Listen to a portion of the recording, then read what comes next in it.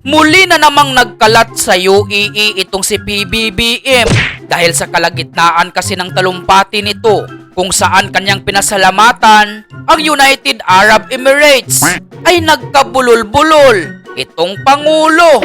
I also thank, of course, the United Arab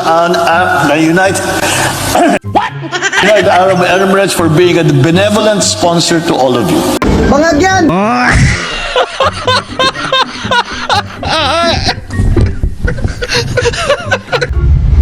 Matapos namang sabihin ni PBBM na papunta na di umano tayo sa bagong Pilipinas, ay binanatan siya ni Attorney Rowena Guanzon kung saan ayon kay Attorney Rowena Guanzon, itong si PBBM ay tila nananaginip ng gising at high na high masyado dahil kung ating mapapansin, ang mukha nito sa UAE ay kitang-kita ang pagkalutang ng Pangulo.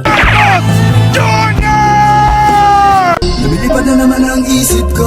Lumilipad na naman ang isip ko. Sabi ni BBM, papunta na tayo sa bagong Pilipinas. Bakit? Nag-exodus ba tayo? Nag-migrate ba tayo sa ibang island? Ano ba feeling nito? High na naman to. Ano ba feeling niya yung may pupuntahan ba tayo? Bakit sinasabi nito ng BBM, papunta na tayo sa bagong Pilipinas? Ayaw po namin umalis dito. Bayan po namin dito, kayo po umalis, BBM. Grabing damage ginawa mo. Kahit sinong sunod na presidente, mahirapan dito. Kaya kailangan talaga mamili tayo ng talagang hindi papayag na may mangurakot sa administrasyon. Sunod. Patungo na tayo sa bagong Pilipinas. Naginip ba to? High na naman ito. Nakita niyo yung tsura niya dun sa UAE? Magano siya. Hawak-hawak yung Philippine flag para siyang bata. Tapos gano'n siya. Meron siyang iniisip sa utak niya. Meron siyang music na sinusunod. Talagang malala na itong BBM.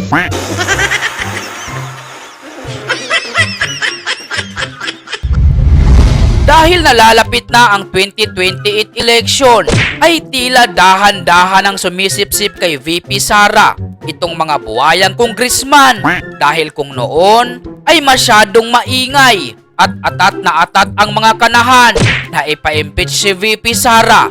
Ngayon ay mukhang suko na ang mga buhaya dahil sa sobrang hina ng kanilang mga ebidensya upang pausarin ang impeachment laban kay VP Sara na mas pinahirap pa ng Korte Suprema. Pero yung mga boboto yung 130, wala na yon. Unang-una, yung Supreme Court decision, parang medyo pinahirap na yung ganyan, yung sistema eh. So, tingin ko, pupunta sa committee, tsaka kung nandiyan siya sa committee, di pabayaan na lang natin doon. Ang dami na yung oras na nalagay dyan eh. Kung saan-saan na nakarating yung mga impeachment na yan eh.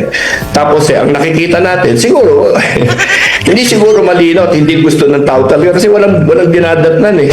At ang dami natin kailangan pag-usapan. Alam mo, pag pumasok tayo sa impeachment, magko-committee hearings yan sa the Committee on Justice, ang daming haka-haka na naman, alam mo, at mawawala yung isip ng tao sa mga tunay na problema natin. Talaga, Charmin? So ayun, pagandahin natin ang gobyerno natin, gawin natin matino ang ating pamahalaan. Pwede na!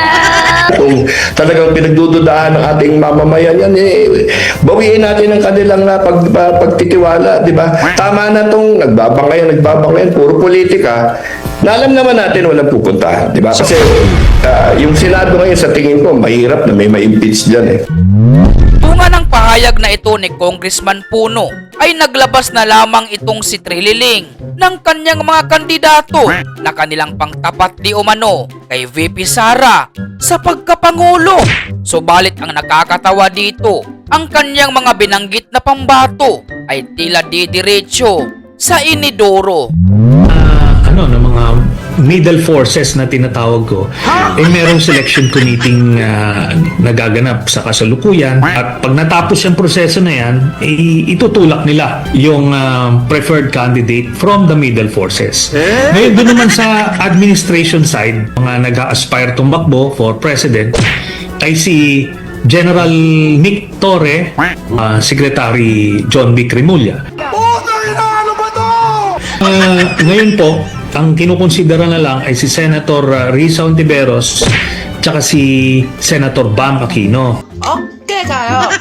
Si Senator Kiko tsaka si Mayor Lenny nag-beg off na sila. Pero ako po, personally, ang tinutulak ko ay magsanib puwersa ito.